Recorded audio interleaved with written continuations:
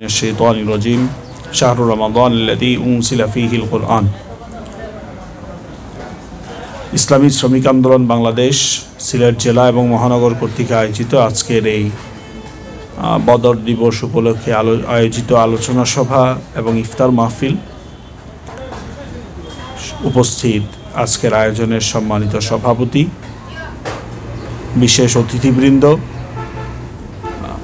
বিভিন্ন পর্যায়ের সাথী ও বন্ধুগণ, শ্রমিক ভাইয়েরা, বক্তব্যের শুরুতেই মহান আল্লাহ রব্বুল ইজ্জতের দরবারে লাখো কোটি শুকরিয়া আদায় করছি।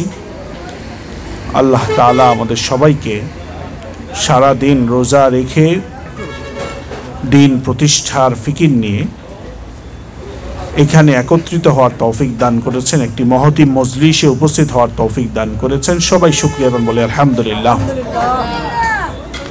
প্রিয় উপস্থিতি, রমজান আমাদেরকে কি শিক্ষা দেয়? মাহে রমজান অন্যান্য মাসের মতোই একটি মাস।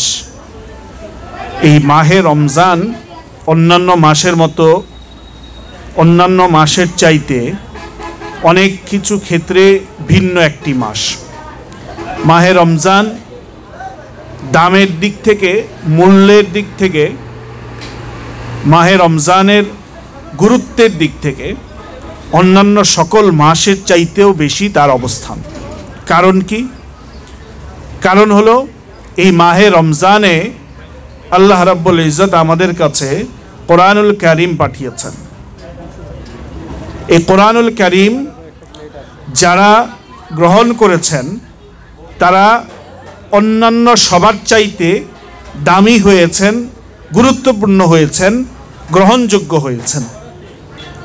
আমরা যদি দেখি, যদি কোনো ব্যক্তি সামাজিকভাবে কোনো ব্যক্তি যদি কোরআন কারীমকে গ্রহণ করেছেন, সেই ব্যক্তি সমাজের মধ্যে একজন গ্রহণযোগ্য, দামি এবং গুরুত্বপূর্ণ ব্যক্তিতে পরিণত হয়েছেন।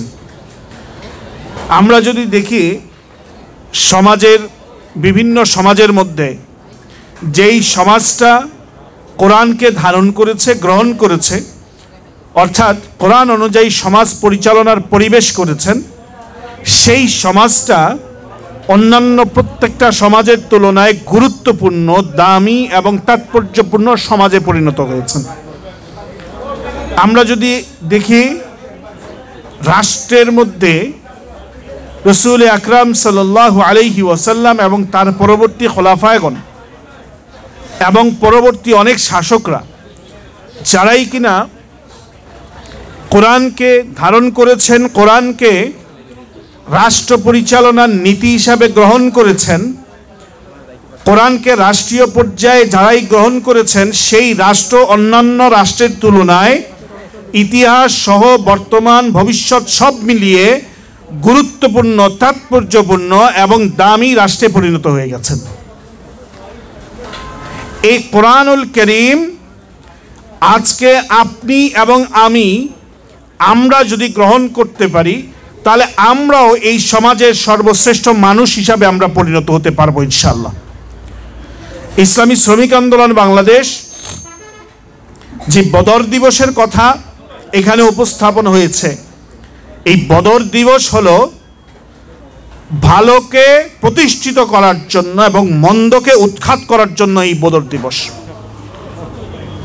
এই বদর দিবসের শিক্ষা যদি শ্রমিক আন্দোলন গ্রহণ করতে হয়, তাহলে মনে রাখবেন, আমি অনুরোধ করে যাচ্ছি শ্রমিক নেতৃবৃন্দের কাছে, আমরা এতদিন যেভাবে ভালো কাজের পাশাপাশি মন্দ কাজের নিষেধ করে এসেছি, অর্থাৎ আমর বিল মারুফ এবং নাহি আনিল মুনকার করেছি, তার পরিমাণ আমাদেরকে বাড়িয়ে দিতে হবে।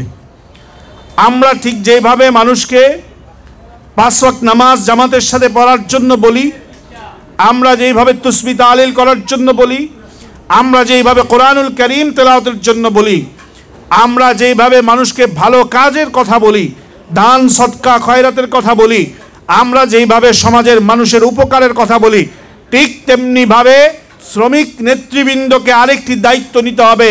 সেই দায়িত্ব হলো সমাজের কোথাও কোনো শ্রমিক যাতে কোনো সন্ত্রাসী দ্বারা নির্যাতিত নিপীড়িত না হতে পারে সেই ব্যবস্থা আপনাদেরকে গ্রহণ করতে হবে। শ্রমিক নেতৃবৃন্দকে এটা খেয়াল রাখতে হবে, কোনো হকার হোক, সিএনজি ড্রাইভার হোক, রিক্সার ড্রাইভার হোক, অথবা যে কোনো পর্যায়ের যে কোনো শ্রমিক হোক না কেন, তাদের কাছ থেকে যাতে তাদের ঘাম ঝরানোর টাকা কেউ চাঁদাবাজি করে না নিতে পারে। এই দায়িত্ব যদি ইসলামী শ্রমিক আন্দোলন বাংলাদেশ আজকে গ্রহণ করতে ব্যর্থ হন, তাহলে মনে রাখবেন ইসলাম নাম দিয়েছেন, ইসলামকে ধারণ করতে পারেননি, এটাই সমাজে প্রমাণিত হবে। আর যদি আপনারা এই ইসলামী শ্রমিক আন্দোলন বাংলাদেশ জেলা এবং মহানগর নেতৃবৃন্দ আছেন, বিভিন্ন থানা নেতৃবৃন্দ আছেন, ওয়ার্ডের নেতৃবৃন্দ আছেন, সর্বমহল থেকে এটাই আওয়াজ তুলতে হবে, এই সিলেটের বুকে কোনো শ্রমিক আর নির্যাতিত নিপীড়িত হবে এটা ইসলামী শ্রমিক আন্দোলন বরদাস্ত করবে না। এই আওয়াজ তুলতে হবে এবং এটার জন্য ব্যবস্থা গ্রহণ করতে হবে। শ্রমিকদের মধ্যে আস্থা ফিরিয়ে আনতে হবে যে ইসলাম, ইসলামী শ্রমনীতি